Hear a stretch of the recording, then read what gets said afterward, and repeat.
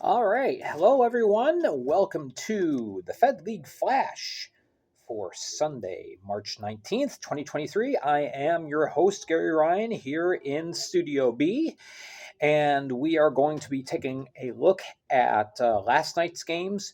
Actually, we're going to be listing everything that has taken place over this weekend, but of course, yesterday we reviewed Friday night's game, so we're going to talk just about last night's games, Saturday, and looking at the couple of games that are ahead today. So, without further ado, let's take a look.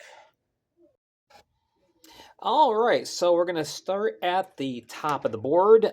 Port Huron completing a sweep of the Delaware Thunder last night, 8-3, and with that, as you see, I've written the Prowlers have clinched a playoff spot.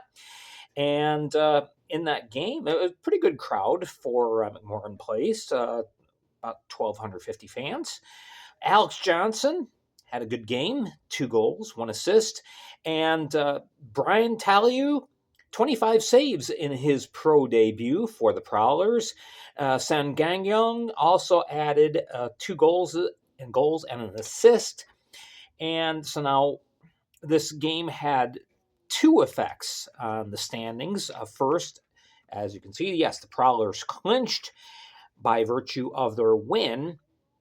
And because Delaware lost, that also granted Watertown a playoff berth, regardless of the outcome of their games, which, of course, you see down there at the bottom.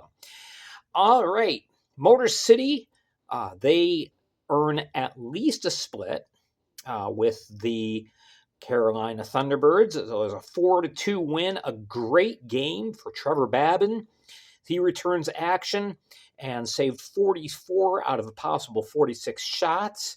Gus Ford did have 2 assists, but leading the way for the Rockers were Conway Declan and Scott Coash, both with a goal and an assist. And we're not really sure what happened, but Mario Cavalier left with an undisclosed injury approximately 8 minutes into the first period. Laura Spabic took over for the goaltending duties. Not sure if this would have had any kind of result on the outcome of these games. But anyway, so Motor City takes away at least 3 points in their visit to Winston-Salem.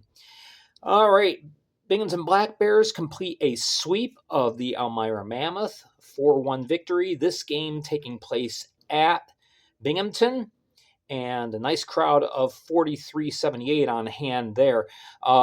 It had been 3 weeks since the Black Bears had been home, so it was a big welcome for them. Kyle Powell had a goal and an assist. Despite losing Danik Rodriguez, amazing goaltending performance on his part. 44 saves, several incredible stops. He really deserved a star of the game, even though he didn't get one. I would say it was probably one of the best goaltender performances of the night. Tyler Jurich returned to action. He had been out for several weeks and got an empty netter. It's Fed goal number 292, so he's 3 goals behind Ahmed Mahfouz for the all-time goal lead. On that goal, goaltender Taylor Joseph earned an assist. And despite losing Elmira's magic number, is now reduced to 3. They have a 6-2 record head-to-head with Delaware, so 1 regulation win will do it for Elmira and seal up that final playoff spot that is still available. In Columbus, Georgia, the River Dragons pulled out a 4-1 win. Nice crowd of 4,700 on hand there. So Columbus has swept both games that have been played so far. Now they do have a game today as well. Started off quite ugly, and This is the Fed. This is classic FPHL here. First couple periods, very ugly, including a goaltender fight, if you can call it that, between Joe Shepard and Christian Pavlas. Obviously, with the goalie fight, you get 2-minute minor for leaving the crease, a 5-minute fighting major, and a game misconduct. So that was about 12 minutes into the first, and both of them, their nights would be over. So the chippy play continued into the second period. Then in the third period, there was a lengthy delay as a pane of glass over in the corner got shattered. And these two teams have been at each other's throat all game, and so yeah, Joe Pace, being Joe Pace, decides, hey, let's put on a show for the fans. Or they're getting restless. The replacement of the pane of glass is taking a while, so they started doing wind sprints. With races, just entertaining the crowd, including the goaltenders, Colgan and. I can't even remember who Mississippi's goalie was at this point. I don't have in my notes. But anyway, it was Blake Hoyerick. But anyway, so yeah, it was classic Fed moment. In this game, Mississippi ends up losing 4-1. They were really hurt by not having Yevdokimov in the lineup. Of course, he was serving a 1-game suspension. For highlights, Adam Vanelli had a goal and an assist for the River Dragons, and they maintain their lead. As a matter of fact, expand their lead in the Continental Division thanks to Motor City topping the Thunderbirds. Last game of the night, Danbury completed a home-and-home sweep against the Watertown Wolves, 4-1 in that game, and it really wasn't even that close. Tobias Ojic had 2 goals and an assist. Michael Marquezin also chipped in a goal and assist. Adam Wisco came in relief halfway through the first period. At the 8-minute mark of the first period. Saved 36 of 38 shots. It was definitely his best performance of his short Fed career. Danbury maintains the top spot in the Fed standings, and as you see, I have written down there, their magic number for clinching first place in the Empire Division is now down to 10. So Mississippi being eliminated, and the Wolves getting a spot, Prowlers getting a spot, Rockets getting the Rockers getting a spot. There's only one race left, if you can call that. And time is just going to run out, unfortunately, on the Delaware Thunder. So that brings us up to date, and we'll take a look at the standings here. All right, so here we are. This is what we have right now. Of course, we have GL being games left, the win and loss record, along with the points. You see that the River Dragons have now extended their point lead to 4 over Carolina, but don't wait. Don't panic about that, Thunderbirds fans, because as you probably know, last 4 games of the season are head-to-head with the River Dragons. So the Continental Division will not be decided until the final 2 weekends. Motor City right now precariously hanging on to that 3rd seed in the Continental, just a 2-point lead over Port Huron, and as you can see, Mississippi has been mathematically eliminated, which it's kind of funny that Mississippi, who's been playing much better as of late, gets eliminated before Delaware does, but nonetheless, a lot of that kind of testifies as to the overall strength of the Continental Division. Empire is basically kind of between 2 teams right now, and Danbury obviously is the better of the 2 at this time and juncture.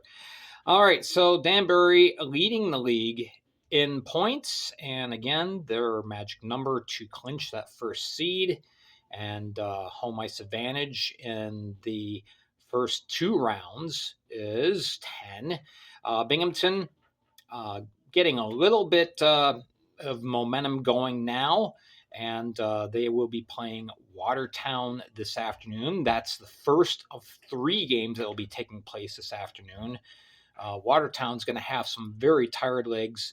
The game up in Danbury went a little longer than expected, and then there was some extracurriculars at the end of the game. They've got a bus ride over to Binghamton from Danbury, which is only about 3.5 hours. But you get in very late, and then it's a 2 o'clock start, so they're going to be dealing with bus legs to be sure. Watertown, as you can see, the teams in the red here, they have all clinched the playoff spots. So Watertown now guaranteed of a postseason berth, most likely facing the Black Bears. So we'll get a little bit of a peek ahead today. And Elmira hanging in there.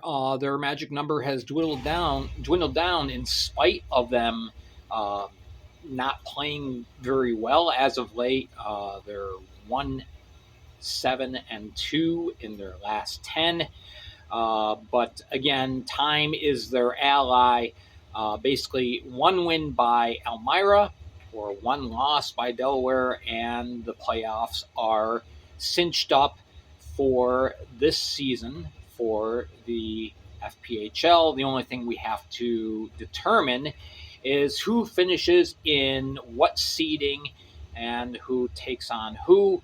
Playoffs, of course, first round is 2 out of 3, and home ice advantage obviously going to the 1 and 2 seeds. You've got 1 versus 4 and 2 versus 3, and then you go on from there. So Delaware, it's just about over. Really kind of a miserable season this year. So today we've got Watertown taking on the Black Bears, 2 o'clock, as we have said. We've got Columbus and Mississippi finishing out their 3-game set, and you also have the Rockers and the Thunderbirds going at it. That is going to be the game of the day, I do believe. So that gets us caught up on things, and so there we go. Tomorrow we'll be with you. We'll recap the 3 games that are taking place today. Let me know your predictions. My predictions are Binghamton, Columbus, and I am going to go out on a limb and say that Motor City squeaks one out. So we shall see. Let me know what you think in the comments below, and make sure to hit like. Please hit subscribe. Please share this with your friends.